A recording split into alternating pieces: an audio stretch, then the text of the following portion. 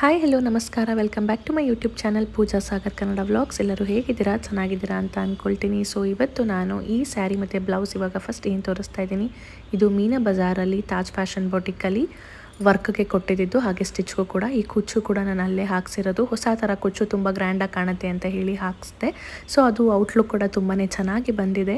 Sari ಸೆಲ್ಫಲ್ಲಿರೋದ್ರಿಂದ work ಕೂಡ ಸೆಲ್ಫಲ್ಲೇ ಬರುತ್ತೆ ಅಂತ ಹೇಳಿದರು. ನಂಗೆ ಡೌಟ್ ಇತ್ತು ಹೇಗೆ ಬರುತ್ತೆ ಅಂತ, ಬಟ್ ಅದು ತುಂಬಾ ಚೆನ್ನಾಗಿ ಕಾಣಿಸ್ತಾ ಇದೆ. ಸೊ ಇದು ಕುಚ್ಚಿನ ಪಾರ್ಟ್ ಆಯಿತು. ಇನ್ನು ವರ್ಕ್ ಬಂದು ಹ್ಯಾಂಡ್ ವರ್ಕ್ ಮಾಡಿಸಿದ್ದೀನಿ. ಇದು ಅಲ್ಲೇ ಸುಮಾರು ಕ್ಯಾಟ್ಲಾಗ್ಗಳು ಹಾಕಿರ್ತಾರೆ, ನಾವು ಅಲ್ಲೇ ಸೆಲೆಕ್ಟ್ ಮಾಡ್ಬೋದು, ಇಲ್ಲ ನಾವು ಮೊಬೈಲಲ್ಲಿ ಬೇಕಾದ್ರೂ ಯಾವ್ದಾದ್ರು ತೊಗೊಂಡೋದ್ರೆ ಸೇಮ್ ಅದೇ ಥರ ಮಾಡಿಕೊಡ್ತಾರೆ. ನನಗೆ ಸ್ಯಾರಿ ತುಂಬ ಗ್ರ್ಯಾಂಡ್ ಇದ್ದಿದ್ದರಿಂದ ಬ್ಲೌಸ್ ಓವರ್ ಗ್ರ್ಯಾಂಡ್ ಬೇಡ ಅಂತ ಮೈಂಡಲ್ಲಿತ್ತು. ಸೊ ಹಾಗಾಗಿ ನೆಕ್ ಮತ್ತು ಬ್ಯಾಕಲ್ಲಿ ಮಾತ್ರ ಗ್ರ್ಯಾಂಡಾಗಿ ಮಾಡಿಸಿ ಸ್ಲೀವ್ಸ್ಗೆ ಈ ಥರ ಸಿಂಪಲ್ಲಾಗಿ ಬಾರ್ಡರ್ ಕೊಡಿಸಿದ್ದೀನಿ. ಹಾಗೆ ನನಗೆ ಈ ಥರ ಬೀಡ್ಸ್ ಹಾಕಿಸ್ಕೋಬೇಕು ಅಂತ ಇಷ್ಟ ಇತ್ತು, ಹಾಗಾಗಿ ಎಡ್ಜಲ್ಲಿ ಬೀಡ್ಸ್ ಕೂಡ ಹಾಕ್ಸಿದ್ದೀನಿ. ಇನ್ನು ಬ್ಯಾಕ್ ನೆಕ್ ನೋಡ್ತಾ ಇರ್ಬೋದು, ಇದು ಸೆಂಟ್ರಲ್ಲಿ ಆ ಫ್ಲವರ್ ಅಂತೂ ತುಂಬ ಹೈಲೈಟಾಗಿ ಕಾಣುತ್ತೆ. ಅದು ನೋಡೋದಕ್ಕೆ ವೇರ್ ಮಾಡಿದಾಗ ಇನ್ನೂ ತುಂಬ ಗ್ರ್ಯಾಂಡಾಗಿ ಕಾಣುತ್ತೆ. ಸೊ ಇದಿಷ್ಟು ಬ್ಲೌಸ್ ವರ್ಕ್, ಸ್ಟಿಚಿಂಗ್ ಮತ್ತು ಕುಚ್ಚಿನ ಪಾರ್ಟ್. ಇನ್ನು ಈಗ ನಾರ್ಮಲ್ ಬ್ಲೌಸ್ ಎರಡು ತೋರಿಸ್ತಾ ಇದ್ದೀನಿ. ಇದು ಬೇರೆ ಕಡೆ ಸ್ಟಿಚ್ ಮಾಡಿಸಿದ್ದು ನಾನು ನಾರ್ಮಲ್ ಟೈಲರ್ ಶಾಪಲ್ಲಿ. ಇದೇನು ಇವಾಗ ನೋಡ್ತಿದ್ದೀರಲ್ಲ ಡಿಸೈನು, ಇದು ಥ್ರೆಡ್ ಸಿಗುತ್ತೆ ಈ ಥರ ಲೇಸು.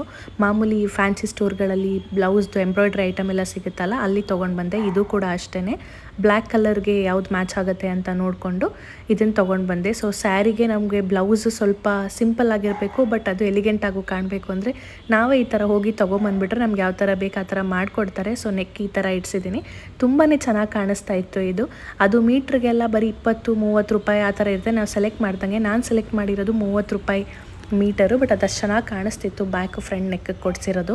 ಇನ್ನು ಇದು second blouse, front and back ಈ ಥರ ಇಡ್ಸಿದ್ದೀನಿ. ಇದು ಅಷ್ಟೇ ವೈಟ್ ಬ್ಲೌಸ್ ಎಲ್ಲ ಸ್ಯಾರಿಗೆ ಮ್ಯಾಚ್ ಆಗುತ್ತೆ ಅಂತ ಒಂದು ಸಿಂಪಲ್ ಬ್ಲೌಸ್ ಸ್ಟಿಚ್ ಮಾಡಿಸ್ದೆ, ಬಟ್ ನೆಕ್ ಈ ಥರ ಇಡ್ಸಿದ್ದೀನಿ.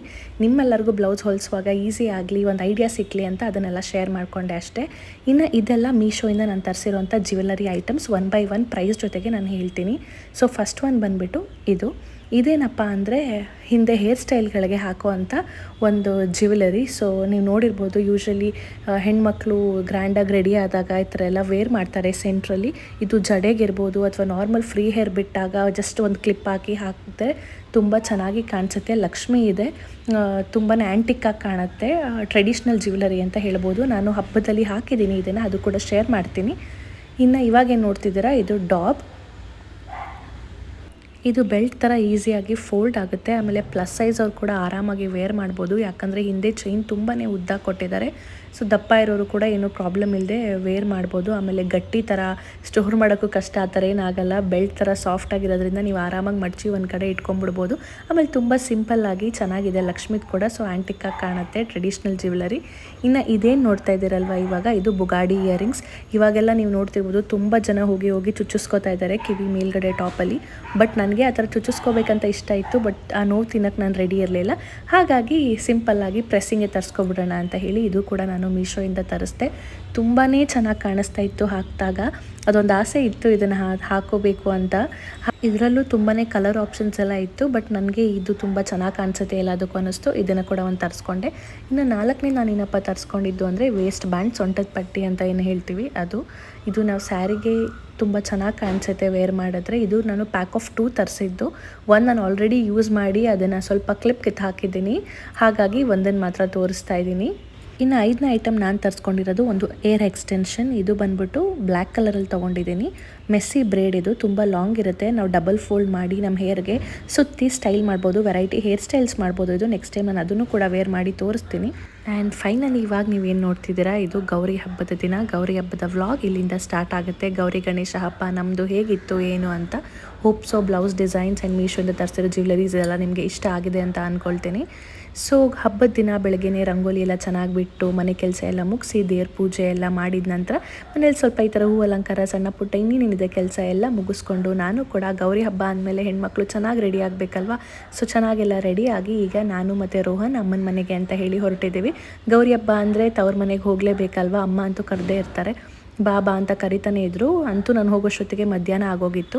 ನಾನು ಹೋದಾಗ ಅಮ್ಮ ಆಗಲೇ ಅಡುಗೆಗೆ ರೆಡಿ ಮಾಡ್ತಾಯಿದ್ರು. ಹೋಗಿ ದೇವ್ರಿಗೆ ಕೈಯೆಲ್ಲ ಮುಗಿದು ಆಮೇಲೆ ಆ್ಯಸ್ ಯೂಶ್ವಲ್ ಇದೆಯಲ್ಲ, ಬೆಳಗ್ಗೆಯಿಂದ ಒಂದು ಫೋಟೋ ವೀಡಿಯೋ ತಗೊಳ್ಳೋಕೆ ಟೈಮ್ ಆಗಿರಲಿಲ್ಲ. ಹಾಗಾಗಿ ಮಿರರ್ ಮುಂದೆ ನಿಂತ್ಕೊಂಡು ನಮಗೆ ನಾವು ಕಾಂಪ್ಲಿಮೆಂಟ್ ಮಾಡಿಕೊಂಡು ಹಾಗೆ ನಿಮಗೂ ಕೂಡ ತೋರಿಸ್ತಿದ್ದೀನಿ. ಫೈನಲ್ ಲುಕ್ ಎಲ್ಲ ನಾನು ನಿಮಗೆ ತೋರಿಸ್ತೀನಿ, ಬಟ್ ಅದಕ್ಕಿಂತ ಮುಂಚೆ ಜಸ್ಟ್ ಹಾಗೆ ಒಂದು ಮಿರರ್ ಸೆಲ್ಫಿ. ಹಾಯ್ ಹಲೋ ನಮಸ್ಕಾರ, welcome back to my YouTube channel Pooja Sagar Kannada vlogs. ಎಲ್ಲರೂ ಹೇಗಿದ್ದೀರಾ? ಚೆನ್ನಾಗಿದ್ದೀರಾ ಅಂತ ಅಂದ್ಕೊಳ್ತೀನಿ. ಸೊ ನಾನು ಕೂಡ ತುಂಬ ಚೆನ್ನಾಗಿದ್ದೀನಿ.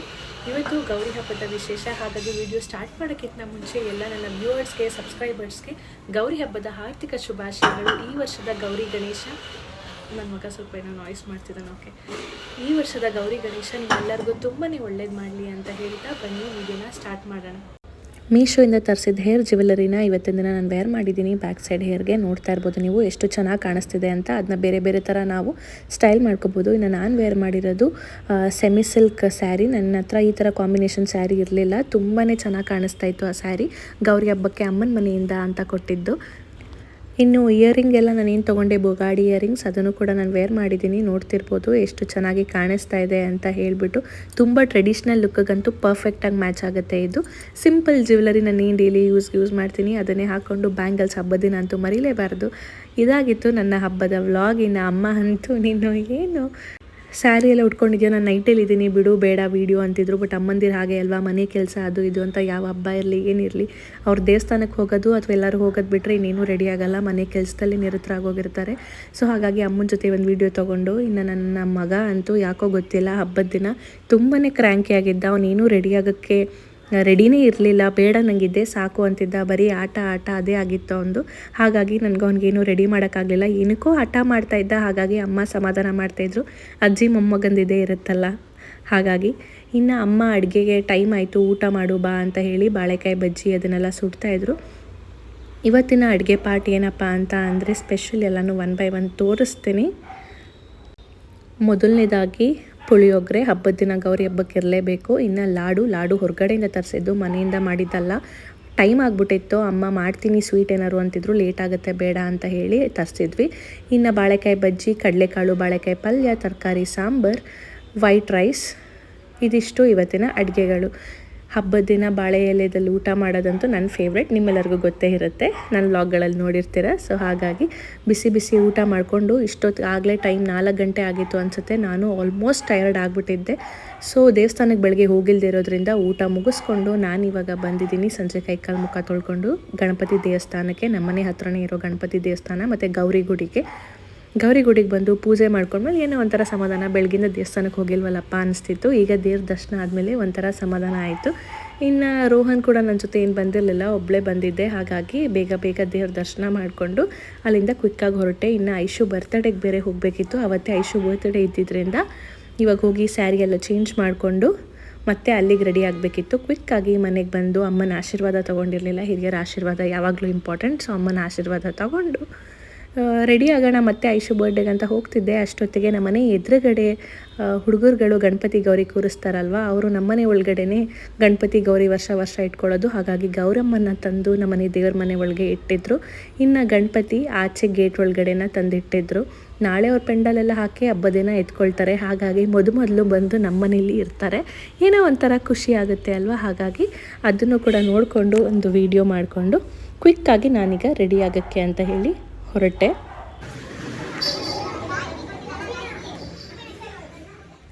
ಟೈಮ್ ಆಗಲೇ 8 ಗಂಟೆ ಆಗೋಗಿತ್ತು. ಬೇಗ ಹೊರಡೋಣ ಅಂತ ಹೇಳಿ ಫಸ್ಟ್ ಒಂದು ಮಿರರ್ ಸೆಲ್ಫಿ ತೊಗೊಬಿಟ್ಟೆ. ಅದು ಮ್ಯಾಂಡೇಟ್ರಿ ಅಲ್ವಾ. ಸೊ ಇದಾಗಿತ್ತು ನನ್ನ outfit. White jeans, brown top and ನನ್ನ MK ಬ್ಯಾಗ್. ಹೋಗ್ತಾ ಆನ್ ದ ವೇ ಡಾಲ್ಫಿನ್ಸಲ್ಲಿ ಬರ್ತ್ಡೇಗೆ ಬೇಕಾಗಿರುವಂಥ ಕೇಕ್ ಮತ್ತು ಬರ್ತ್ಡೇ ಬ್ಯಾನರ್, ಕ್ರೌನ್, ಇದೇನೇನು ಬೇಕೋ ಎಲ್ಲನೂ ತೊಗೊಂಡು ಹೊರಟ್ವಿ. ಬೈ ದ ವೇ ರೋಹನ್ ಬರೋಕ್ಕಿಂತ ಮುಂಚೆ ಮಲಗಿಬಿಟ್ಟ. ಹಾಗಾಗಿ ಬೆಳಗ್ಗೆಯಿಂದ ಸ್ಟ್ರೈನ್ ಆಗಿದ್ದಾನೆ, ಎತ್ಕೊಂಡು ಯಾಕೆ ಹಿಂಸೆ ಮಾಡೋದು ಅಂತ ಹೇಳಿ ರೆಡಿ ಮಾಡಿದ್ದವನ್ನ ಹಾಗೆ ಮನೇಲಿ ಮಲಗಿಸ್ಬಿಟ್ಟು ಬಂದುಬಿಟ್ವಿ. ಅವ್ನು ಎದ್ದೇಳಷ್ಟೊತ್ತಿಗೆ ಬರೋಣ ಅಂತ ಹೇಳಿ. ಹಾಗಾಗಿ ಇಲ್ಲಿ ಕ್ವಿಕ್ಕಾಗಿ ಮುಗಿಸ್ಕೊಳ್ಳೋಣ ಅಂತ ಹೇಳಿ ನಾವು ಬಂದಿರೋದು ಇವತ್ತು ಸಾರಂಗಿ ಅಂತ ಹೈವೇಲಿದೆ ಇದು.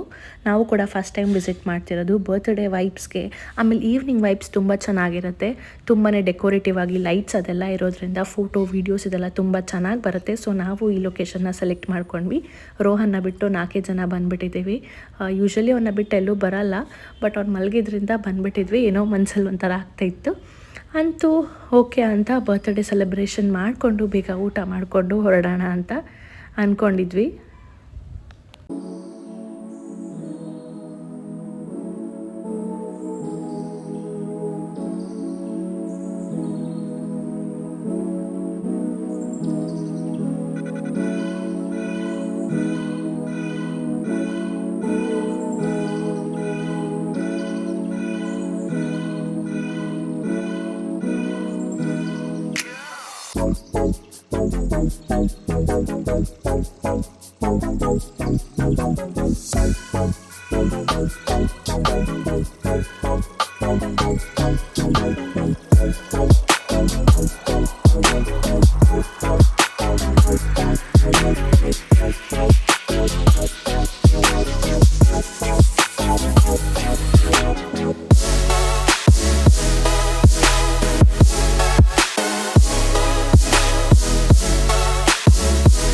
ಕೇಕ್ ಕಟ್ಟಿಂಗ್ ಸೆಲೆಬ್ರೇಷನ್ ಎಲ್ಲ ಮುಗಿಸ್ಕೊಂಡು ಊಟನ ಆರ್ಡ್ರ್ ಮಾಡಿದ್ವಿ. ಇಲ್ಲಿ ಸ್ವಲ್ಪ ಊಟ ಟ್ಯಾಂಗಿ ಸೈಡ್ ಅಂದರೆ ಹುಳಿಯಾಗಿ ಸ್ಪೈಸಿಯಾಗಿ ಜಾಸ್ತಿ ಇರುತ್ತೆ.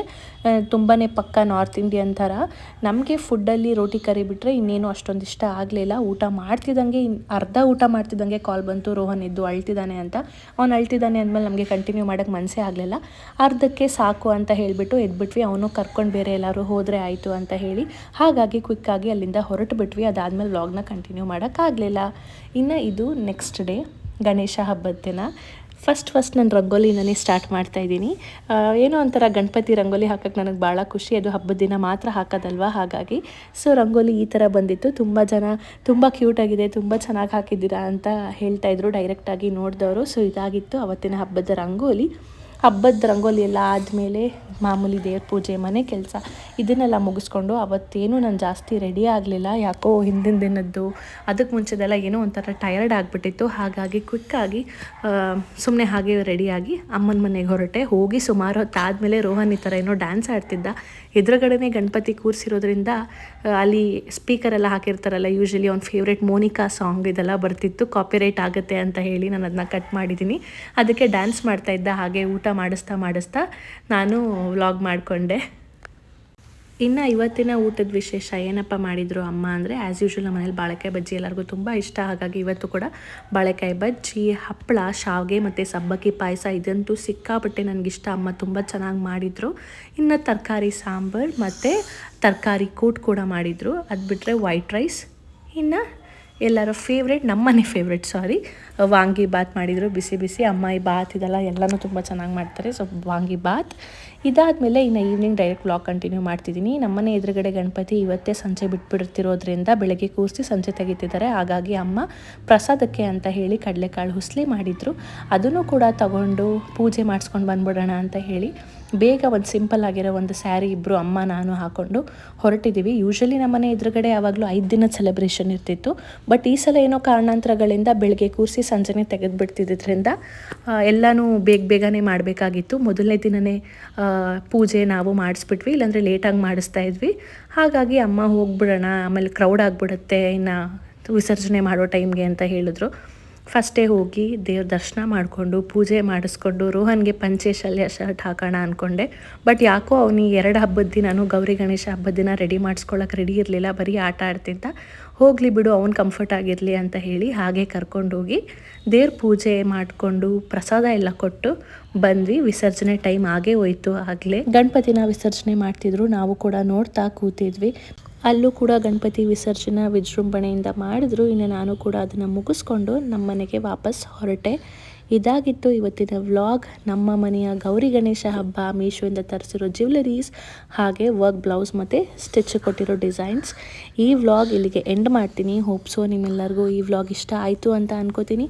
ಇಷ್ಟ ಆಗಿದರೆ ವಿಡಿಯೋಗೆ ಲೈಕ್ ಮಾಡಿ, ಶೇರ್ ಮಾಡಿ, ಕಮೆಂಟ್ ಮಾಡಿ. ಮತ್ತು ಇನ್ನೂ ಯಾರ್ಯಾರು ನನ್ನ ಚಾನಲ್ಗೆ ಸಬ್ಸ್ಕ್ರೈಬ್ ಮಾಡ್ಕೊಳ್ಳದೆ ನೋಡ್ಕೋತಾ ಇದ್ದೀರೋ ಪ್ಲೀಸ್ ಸಬ್ಸ್ಕ್ರೈಬ್ ಮಾಡಿ ಅಂತ ಹೇಳ್ತಾ ಮತ್ತೆ ನಾನು ನಿಮ್ಮೆಲ್ಲರಿಗೂ ನೆಕ್ಸ್ಟ್ ವಿಡಿಯೋದಲ್ಲಿ ಸಿಗ್ತೀನಿ. ಅಲ್ಲಿವರೆಗೂ keep watching. Thank you. Bye.